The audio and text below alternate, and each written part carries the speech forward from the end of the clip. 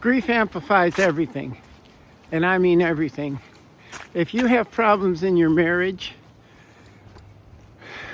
let's say you lost a child and you have problems in your marriage, grief will make the marriage issues bigger. If you have any kind of situation within yourself, grief will aggravate it. No matter what your condition, it'll make it worse because you're getting to the emotional state, not necessarily the emotion itself, but you get into a state, and I'll explain that in just a minute. What I mean by emotional state is you're not just being emotional, right? Emotional is like sad, crying, happy, whatever. An emotional state is where our mindset is wrapped around something, right? And in grieving, our mindset is wrapped around our pain.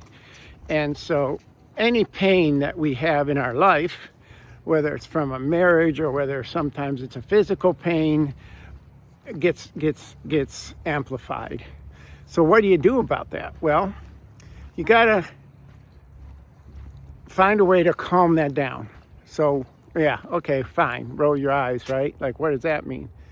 Well, first of all, it takes recognition that you're in the state, that you're beginning to get stuck and people are chipping away at your patience and that the world feels unjust and all that stuff. So we're in a state, right?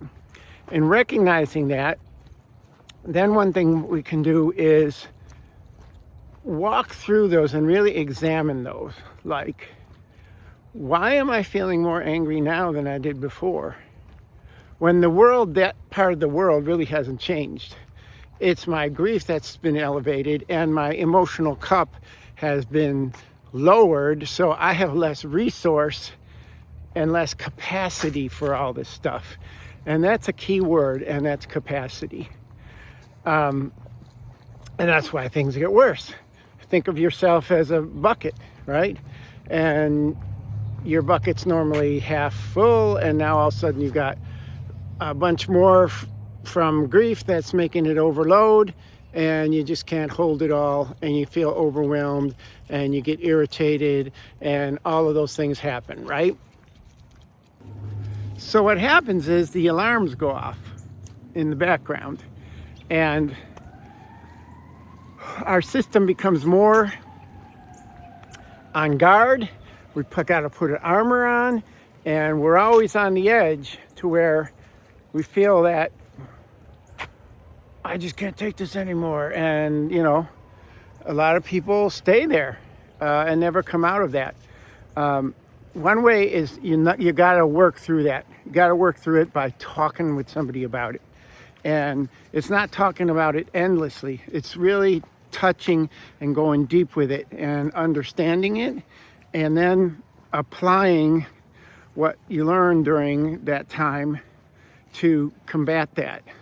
And you think, yeah, well, I don't need anybody to do that, but it doesn't work that way. It works way better when you're with somebody and they can reflect and mirror back to you what it is they're hearing, but that it also generates things to come out that might not normally come out, that you might inside your head just keep and stay in your own story, right? Because we all stay in our story. It's just part of it. So that's one way to approach it. Another way is to join a group of some kind, because in a group there's a lot of similarities. Everybody's story part is different, but there's a lot of similarities.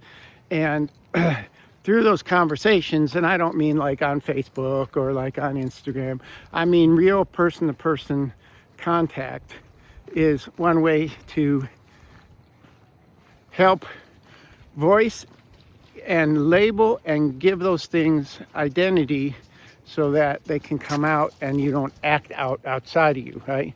That's part of the whole thing, is to try to massage it so that you don't show up in the world that way.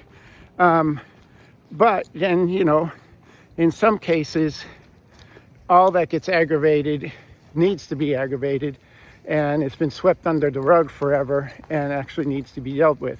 And those can be some serious issues, but I'm here to tell you that they do get aggravated, and everything in grief gets amplified.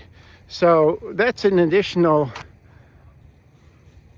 burden that grief puts upon us, because not only are we dealing with the loss that we really don't know how to deal with, we don't feel equipped, even though we are, and we're struggling with the feelings around the loss of the person, the memories of the person, and yet we got all these external issues, families and kids and jobs and all this stuff that gets amplified and needs to be addressed. So I hope you've at least thought about some of what I'm saying, and that if you need any resources or need some help, you can go to my various pages. I'm here to help, and I can help beyond that too, because I lost my son in 2011, and I've dealt with a lot of these things myself and fortunately come through them, so I know much of that battle. But in the meantime, I encourage you to first survive, then to strive, and eventually maybe even thrive. Look forward to seeing you in my next video. This is Harold, and if you're finding value in this video, I encourage you to subscribe to this channel and share it with others.